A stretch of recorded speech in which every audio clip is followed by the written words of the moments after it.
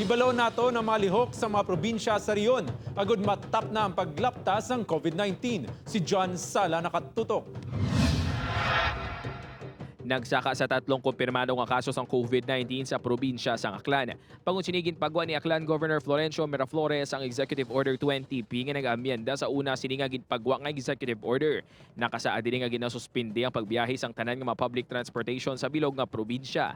Kinahanglan nga ang mga LGU ang mag-provide sang salakyan sa mga residente nga kinahanglan magwa sa ilang mga balay. Ang mga kompanya naman nga ginpahanugutan nga magbukas ang kinahanglan nga may akaugalingon man nga salakyan para sa ilang mga empleyado. Ginmandoan man ang mga munisipyo sang masugot nga border patrol sa bulig sang PNP, BFP kay iban pa nga force multiplier.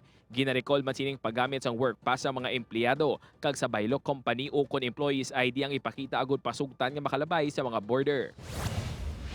Gin-display naman sa public market sang Culasi Antique ang isa ka lungon para ipahanumdom sa mga pumluyo nga magsunod sa ginapatuman nga home quarantine. Sa post ni Police Captain Brian Alamo, nagbutang ini sang lungon sa lugar sa diin masami nagakadtong mga tawo para ipahanumdom sa ilang alikawan ang pagwa sa balay kung hindi man kinahanglanon.